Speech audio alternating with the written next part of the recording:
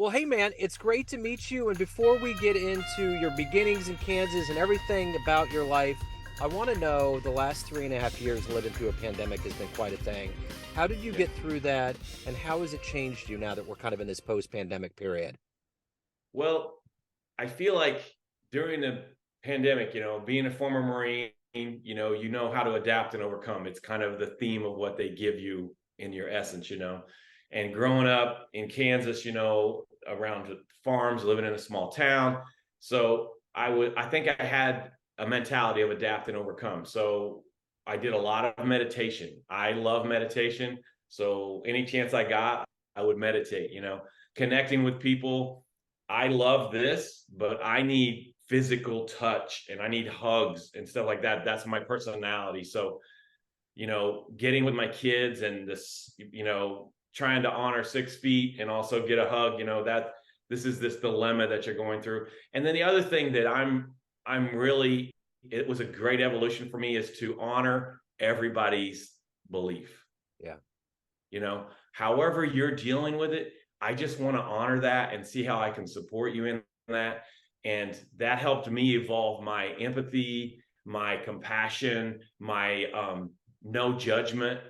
I try to live out of an arena of no judgment. And so, when the guy pulls up with the super loud music, I have no judgment about that. I'm happy that he loves music. I'm not offended that he's in my space for that moment because I know that it's going to stop at some point. So, when you're standing in this store and someone's offended that you're not wearing a mask, I'm like, oh my God, I need to, give them space. I need to honor that, or when you're wearing a mask and someone else is coughing, I need to honor that and try to respect that and still feel respected too, So that's kind of where I land in that question. That's so well said. So I want to get to the essence of what you do for a living. So I'm going to put you in front of a bunch of third grade students.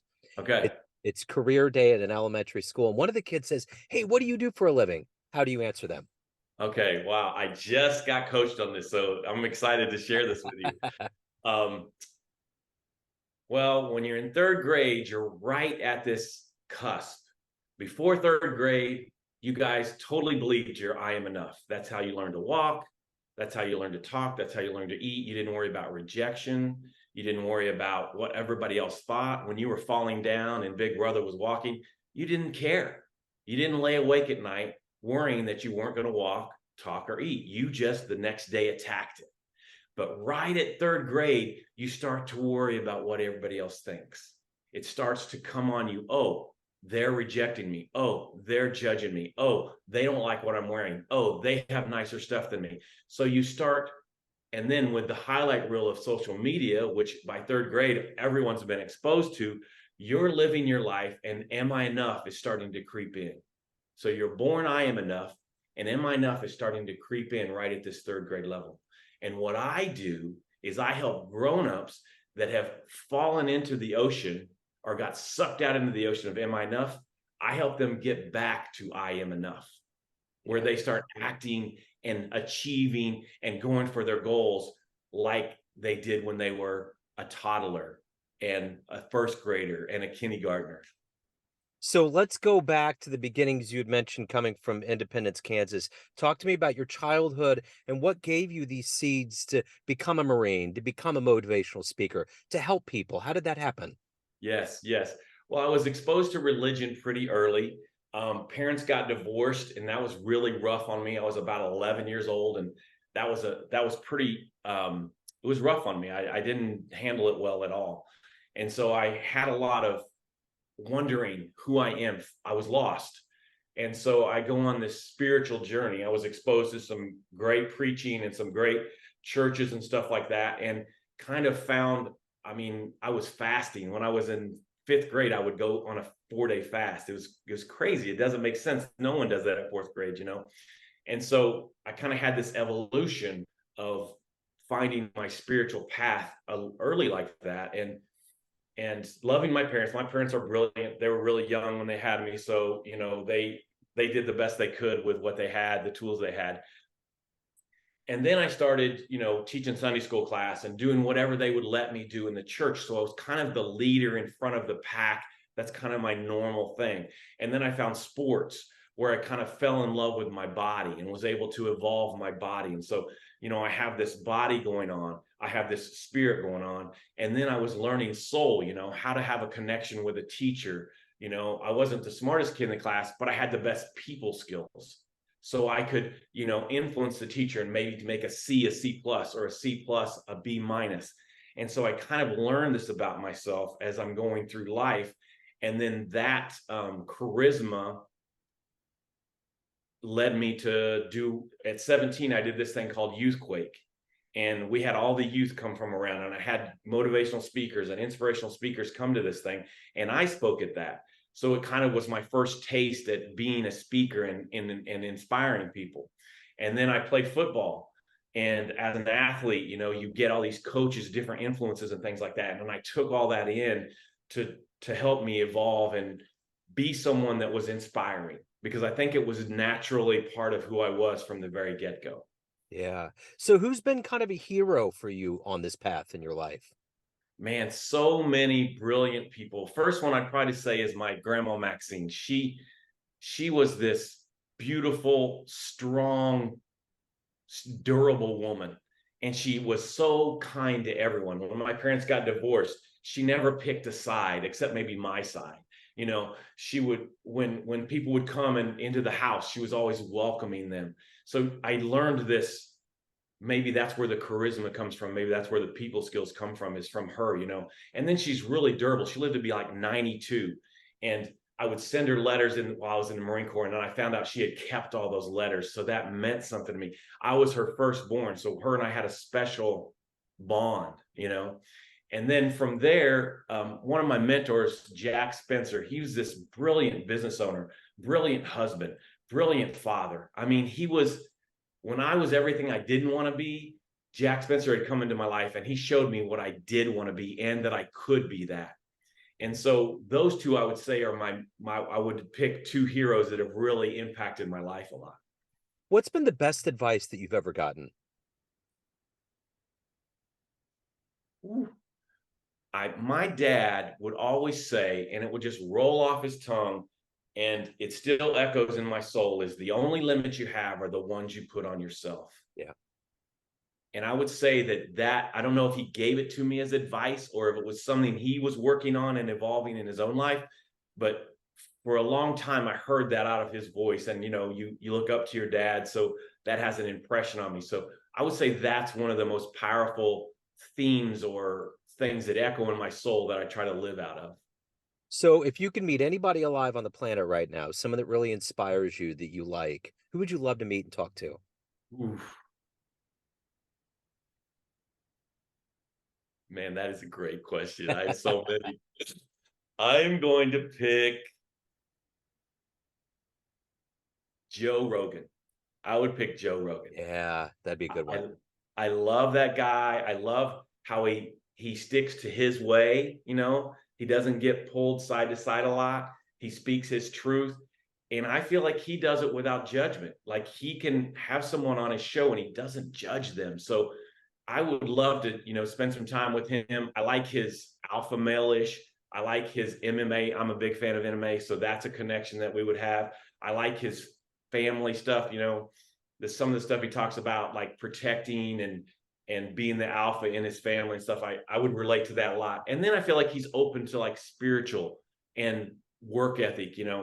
The things that I really go in with my clients is spirit, soul, and body. And I feel like Joe is somebody that kind of taps on all three of those. Yeah.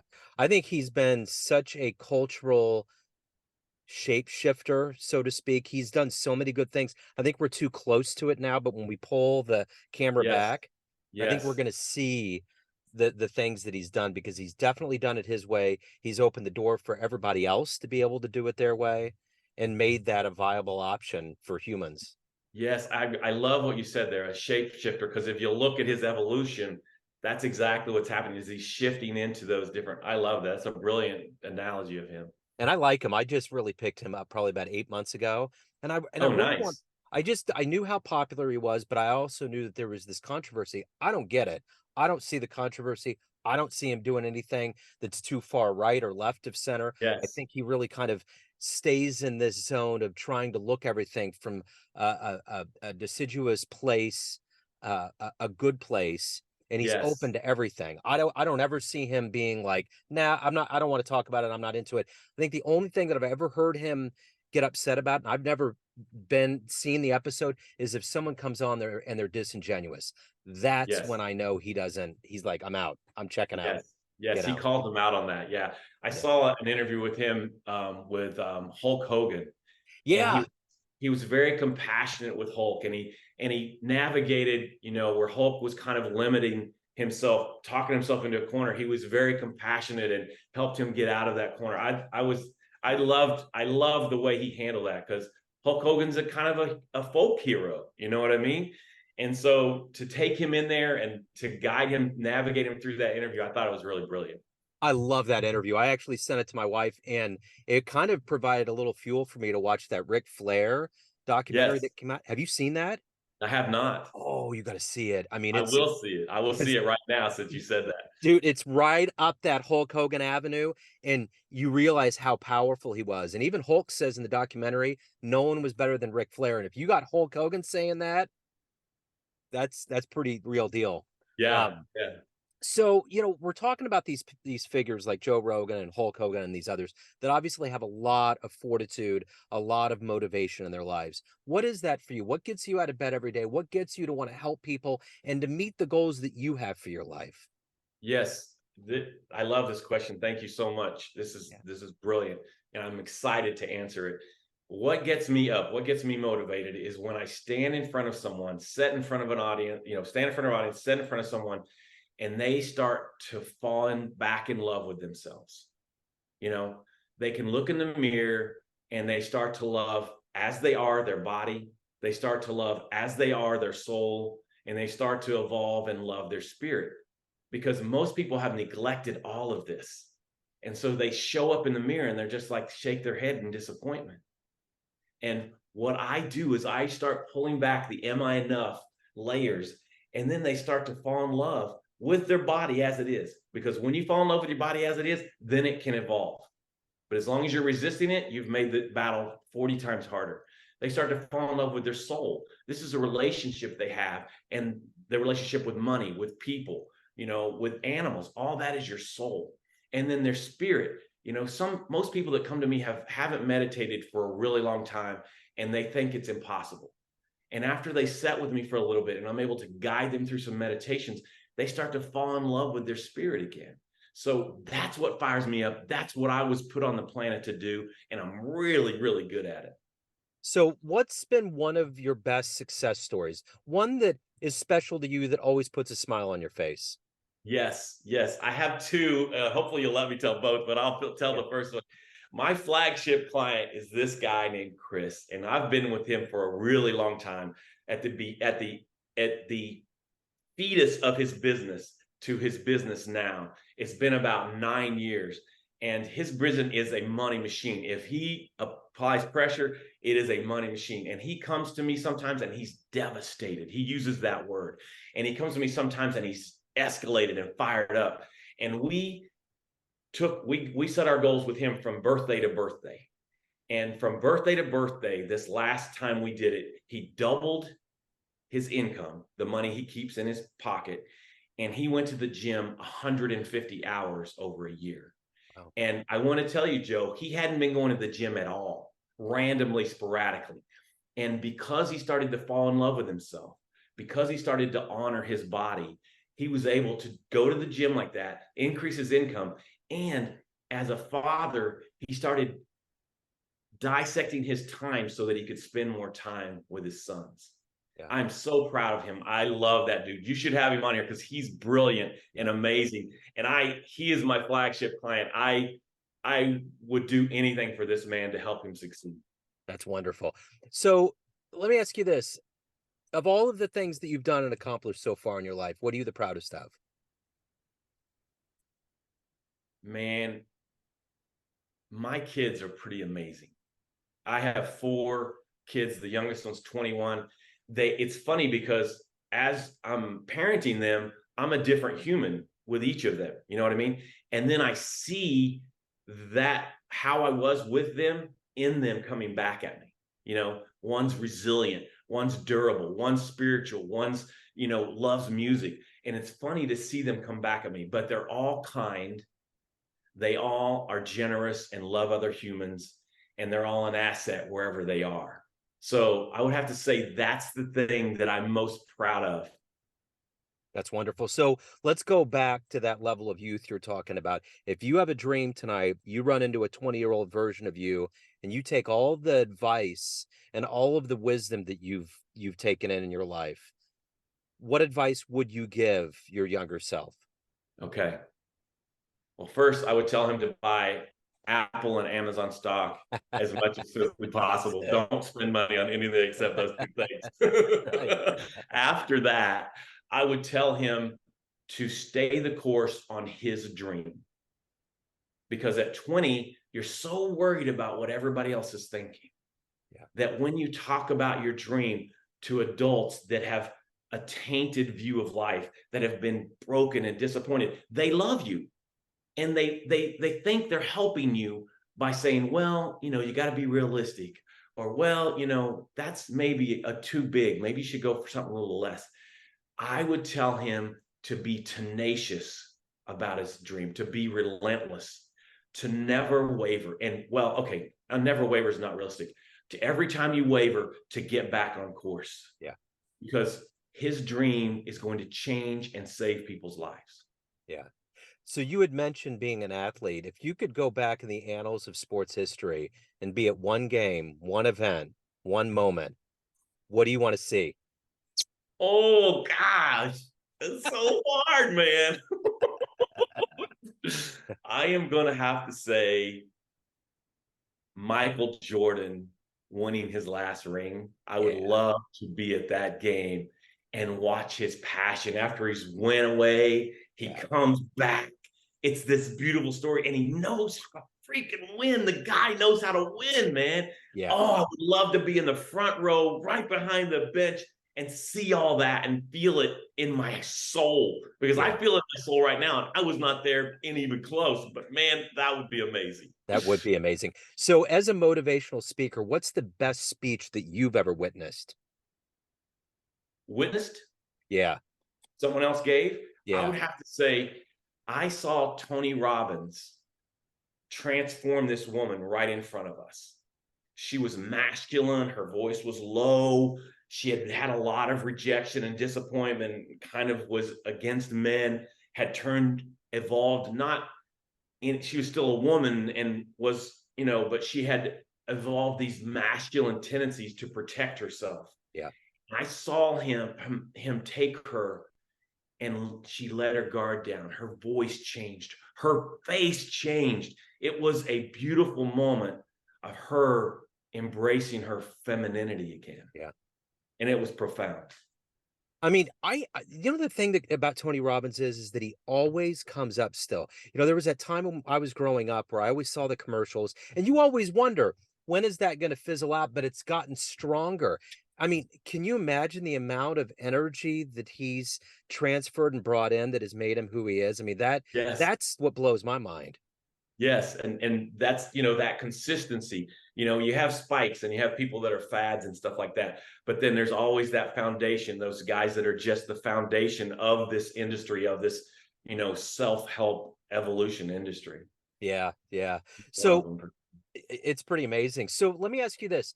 Everyone out there sees you in a different light. You have all these pockets of people. You have family, friends, clients, colleagues, all of Yes. these people that love your work. But you run the show. What's your perception of you? Who do you think you are? Who do I think I am? Yeah. I think I'm a compassionate man with a giant heart that wants to serve. And, you know, I know that if someone will let me in their life, I can help them fall in love with themselves. And I have my own struggles. I have my own battles. I just had heart surgery on the 7th of June or July. They opened my heart up and they stopped it for 47 minutes. Wow. And I had to come out of that and go through everybody 100% depression that everybody gets after heart surgery. Didn't know nothing about that. And so I'm this resilient guy that keeps trying to have the evolution, even with every setback, with every disappointment. That's who I think I am. And I love that guy. I adore him. Yeah.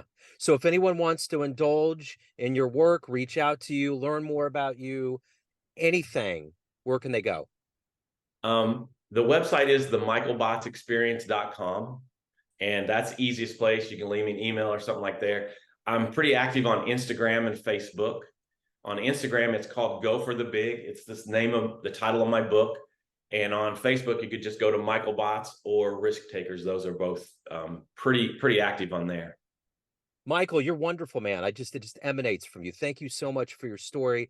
Thank you for your time. I really appreciate it. Best of luck with everything. Joe, thank you for your hard work, man. Thank you for the evolution from the neon jazz to the famous interviews. That's a beautiful evolution, and you're brilliant at asking questions. What you're doing here is part of who you're supposed to be on the planet, and I'm honored that you would let me be a part of it. I'm grateful. Thank you. Thank you for the kind words. Yeah, this has been an honor myself. Thank you and best of luck. Hopefully we run into each other again down the line. Yes, I hope so. Yes, sir.